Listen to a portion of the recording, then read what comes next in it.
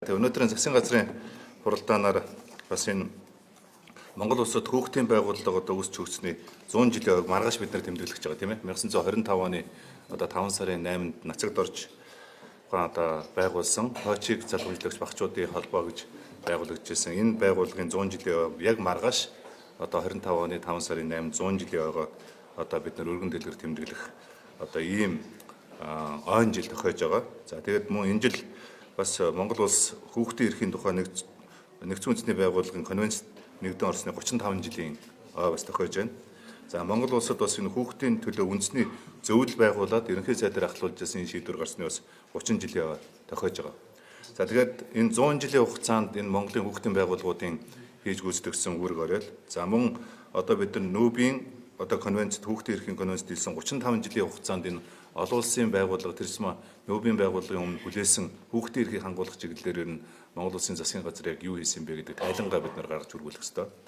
За ер нь ерөнхий сайдын үеийн ерөнхий сайдын ягтлсан энэ хүүхдийн төлөө үндэсний зөвлөлд ер нь яг энэ хүүхд хамгаалах, хүүхд хөгжүүлэх, хүүхдийн оролцооны асуудлуудаар ер нь ямар бодлогын шийдлүүд гаргаж ирсэн, яг аль нь өнөөдөр амьдралд хэрэгжсэн, аль нь амьдралд хэрэгжиж байгаа юм бэ гэдэг бас ингэж нэг юм сууж ярилцаж дүгнэлт гаргаж тэгээд тодорхой маргаашийн их хурал дээр энэ асуудлуудаа ярилцах ийм түүхэн жил түүхэн цаг хугацаа бас тохиож байгаа учиртай.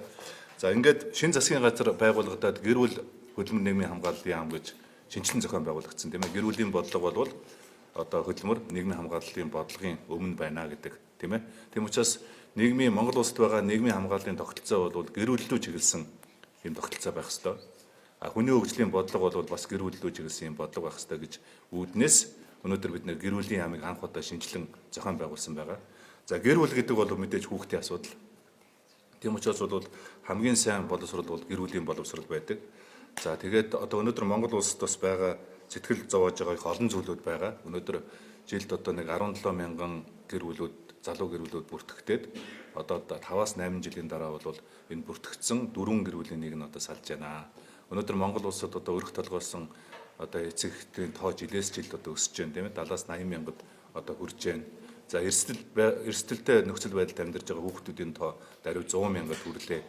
Гэх мэтлэнгээр ингээд олон сэтгэл эмзэглүүлсэн асуудал байгаа учраас ер нь ерөнхий сайдын ахалсан энэ хүүхдийн төлөө үндэсний зөвлөлийг шинжилэн зохион байгуулсан. За ингээд энэ шинжилэн зохион байгуулагдсан хүүхдийн төлөө үндэсний зөвлөл өчигдөр ерөнхий сайд даргалж хуралдуулаад за ингээд энэ үндэсний зөвлөлөөр хэлсэн асуудлуудыг өнөөдрийн засгийн газрын хуралдаанд хэлцүүлж ерөнхий сайд албан даалгавар гаргаж байгаа.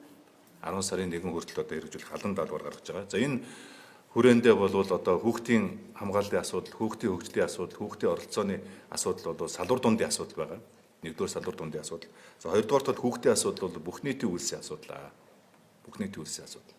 Тийм учраас бол энэ хууль зүйн сайд тийм ээ. За эрүүл мэндийн сайд, за боловсролын сайд, соёлын сайд гэх мэтлэнгээр яг энэ хүүхдийн асуудал тусгаалan бодлого хийж оролцох ёстой энэ яам дундын буюу сайд нарын энэ уялдааг хангаж ажиллах. За энэ салбар дээр хэрэгжиж байгаа энэ хүүхдийн эрхийг хамгаалах, тийм ээ, хүүхдэд боловсрол олгох, хүүхдэд соёлын хүмүүжил олгох, за хүүхдийн дунд байгаа энэ хүчирхийлэл, хүүхд өртөж байгаа энэ хүчирхийллийн гэмт хэрэг, электрон тамхины асуудлууд, за цахим дээрхэлтийн асуудлуудыг бол салбар дундын зохицуулалтаар хийх ийм үүрэг даалгавруудыг бас тэмдэгт өгсөн байгаа гэдэг бас би онцлж хэлье гэж бодож байна. Тийм учраас өнөөдрийн засгийн газрын хурлын мэдээлэл дээр манай салбарын сайд нар сая Наранбаяр сайд бол хүүхд хамгааллын асуудлаар боловсролын салбараас хэрэгжүүлж байгаа цааш хэрэгжүүлэх ажлууд, за мөн эрүүл мэндийн сайд, за хууль зүйн сайдууд бас энэ чиглэлээр ингээд мэдээллүүдээ хийнэ. За мөн ерөнхий сайдаас өгсөн гол чиглэл бол мэдээж хүүхд хамгааллын тухай хуулийг хэрэгжүүлэх ёстой, амьдралд хэрэгжүүлэх ёстой. За энэ өнгөрсөн 9 сарын 1-ээс манай Монгол улсад хүүхд хамгааллын хууль хэрэгжиж эхэлсэн. бид нар сум хороо дүүрэг бүрт энэ гэр бүл хүүхд хамгааллын нийгмийн ажилтнтай болсон. Энэ бол маш том дэвшил, нийт 800 гаруй ийм ажилтнтай болсон. За тийм учраас энэ сум дүүрэгт ажиллаж байгаа манай гэр бүл нийгмийн хамгааллын ажилтнууд бол энэ боловсролын салбарт байгаа, сургууль дээр байгаа нийгмийн ажилтнууд, сэтгэл зүйчнэр, хоол зүйч, эмчнэр хамтарч яг энэ хүүхд хамгааллын хамтын бүлгүүд байгуулж ажиллах юм бол их тодорхой үр дүнд гарна. Бас боловсролын өнгөрсөн жилүүд бол боловсролын салбарын хувьсгал зардал, хүүхд хамгааллын зардлууд бас орсон. Нэлээд том давуу талууд бас байгаа. Тэгэхээр ингээд энэ салбар дундын зохицуултууд бол зайлшгүй одоо шаардлагатай. Энийгээ одоо шин шатанд гаргах одоо ийм үүрэг даалгавруудыг ерөнхий сайдын зүгээс өгсөн. За хоёрдугаарт нь бол хүүхдийн төлөө фонд байгаа. За өнгөрсөн хугацаанд одоо хүүхдийн төлөө фондд бол 25 тэрбум төгрөг цугларсан. Энэ ард иргэдийн хандив. За ингээд нөгөө машины азийн дугаарын дуудлага болтнаас орж ирсэн бүх одоо орлогууд энэ хүүхдийн төлөө фонд дээр төвлөрч байгаа. За харамсалтай нь хүүхдийн төлөө фонд дээр төвлөрсөн 25 тэрбум төгрөгийг захиран зарцуулах одоо журмууд бол нэлээд цаг үеэс хоцрогдсон ийм журам байсан учраас энэ журмыг бид нар шинчилж одоо баталж байгаа, засгийн газараар баталсан. За тийм учраас энэ журмын дагуу бол цаашдаа энэ хүүхдийн төлөө фондын сангийн хөрөнгийг яаж арвижуулах вэ? Яаж одоо менежмент хийх вэ? Яаж одоо олон нийтэд ил тод байх вэ гэдэг асуудлуудаар одоо өчигдөр одоо ерөнхий сайдын хүүхдийн төлөө үндэсний зөвлөлөөс тодорхой чиглэлүүд өгсөн байгаа. За ингээд маргааш бид нар үндсэндээ нөгөө хүүхдийн төлөө байгуулахаа 100 жилийн баярын хурлыг хийн. Монгол орны өнцөг улам бүрээс одоо 800 гаруй хүүхдийн байгууллага үеийн төлөөлөгч нар бас ирж оролцсон. Хүүхдийн төлөөлөлд оролцсон. За энэ дээр одоо энэ жилийн одоо энэ санд хоримтлагдсан байгаа 25 тэрбум төгрөгөөр үндэсний хэмжээнд одоо ямархуу бүтээн байгуулалт хийх вэ гэдэг санал хураалтуудыг хийн. Цаашдаа ч гэсэн бид нар одоо энэ хүүхдийн төлөө сангаар хийх гэж байгаа энэ бүтээн байгуулалтуудыг ийм Монгол одоо платформоор дамжиж иргэдээсээ бас энэ санал авдаг. Тийм ээ, энэ санал дээр үндэслэж энэ хөрөнгө оруулалтын шийдвэрүүдийг гадаг болгож байгаа. За эхний ээлжинд бол одоо бид нар 3 төслийг одоо эренбилж байна. За нэгдүгээрт нь бол хүүхдийн шинжлэх ухааны одоо парк зохицолборыг шинжилж барья. Энэ фондын хөрөнгөөр, тийм ээ. За хоёрт нь бол одоо энэ фондын хөрөнгөөр бол хүүхдийн одоо спортын зохицолборуудыг бас шинжилье.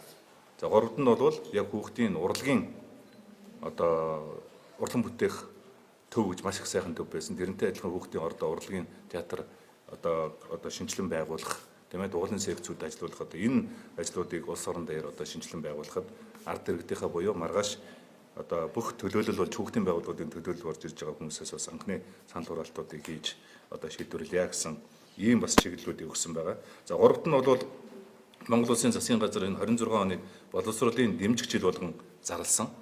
За энэ хүрээнд бол одоо дан ганц цэцэрлэг сургуулийг хүртээмжийг шийдээд орхих биш, тийм ээ. Хамгийн гол нь одоо энэ боловсролыг дэмжих жил болсонтой уялдуулж хүүхдийн хөгжлийн асуудал, хүүхдийн оролцооны асуудал, хүүхдийн хамгааллын асуудлыг тогтсор нь одоо шийдвэрлэх одоо энэ шийдлүүдийг гаргаж танилцуулаа гэсэн. За энэ дээр хамгийн гол зүйл бол хүүхдүүдийн цуслангийн асуудал байна. Өвөл зөний цусланг.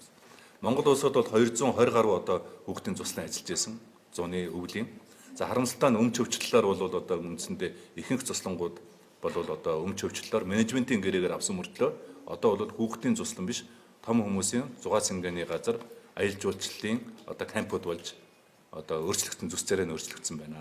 Энэ менежментийн өмч өвчлөлөөр авсан менежментийн үүргээ энэ компаниуд биелүүлээгүй байна. За бид нар одоо саяхан цуслангийн тооллого хийсэн. За мөн цуслангийн газрын тооллогуудыг бас манай яам хийсэн. За ингээд маш их олон цуслангууд одоо үйл ажиллагаагаа өөрчилсөн. Маш олон цуслангийн газрууд одоо алдагдсан. Одоо ийм учраас бол энийг одоо бид нар эргэж бас одоо шийдвэрлэх тэр одоо менежментийн гэрээгээр үүргээ хүлээлгээгүй компаниудтай одоо хариуцлага тооцох, шинээр цуслангуудыг одоо дөрвөн улиралын цуслан сэргээх одоо ийм ажлуудыг хийнэ гэж бол харж байгаа. За эцэст нь өчтөрийн одоо хурлаар бол одоо удахгүй улсын хурлд өргөн баригдах байгаа гэрүүлийг энэ тухай хууль гэрүүлийг дэмжих тухай хуулийг одоо улсын хурлд өргөн мэдүүлэхийг бас одоо ингэж үүрэг болгосон байгаа. Тэгэхээр та бүхэн бүгдээрээ санаж байгаа гэрүүлийн хууль бол олон жил шинжлэхтэйгүү. 2000 оноос хойш гэрүүлийн хууль шинжлэхтэйгүү. За яагаад шинжлэхтэйгүү гэхээр энэ гэрүүлийн хуулиар бол их олон эрх зүйн харилцааг зохицуулах одоо ийм хоёр яамны дунд явж байгаад ингээд цаг хугацаа их алдсан. Тийм учраас одоо хууль зүйн яамны одоо алтан гэрэл сайттай ярилцаж хууль зүйн яам бол гэрүүлийн тухай хуулиар бол нөгөө гэрлэлт, цоцлолт, хүүхд үржлүүлэлт, тийм ээ, өв залгамжлалт, хүүхдийн мөнгө гэх мэтлэнгээр иргэний эрх зүйтэй холбоотой харилцаагаа гэрүүлийнхаа хуулиар зохицуултууд хий. За гэрүүлийг дэмжих тухай хуулиар бол одоо яаж энэ Монгол улсад одоо гэрүүлийг дэмжих үү? Гэрүүлд суурилсан хүүхд хамгаалал, хүүхд хөгжлийн бодлогыг одоо яаж хэрэгжүүлэх вэ гэдэг бас энэ эрх зүйн одоо шинжилгээг хийх, ийм ажлуудыг ойрын хугацаанд хийх одоо ажлуудыг бас ерөнхий сайд үүрэг даалгавар болгосон гэдгийг бас та бүхэнд би мэдээлье гэж бодож байна. Тэгээ маргаашийн одоо хуралдаанд та бүхэн бас бүгдээрээ идэвхтэй оролцоороо хүүхдийн байгууллагын 100 жилийн та бүхэндээ урьж байна. Тэгэд хүүхдийн байгууллагын 100 жилийн ойгоор одоо бид нар бас яг ирээд одоо ойрын үед энэ хүүхдийн хөгжлийн асуудлаар, хүүхд хамгааллын асуудлаар, хүүхдийн оролцооны асуудлуудаар одоо бид нар тодорхой хийгдэх энэ бодлогын шийдлүүдэд бас танилцуулнаа. байна.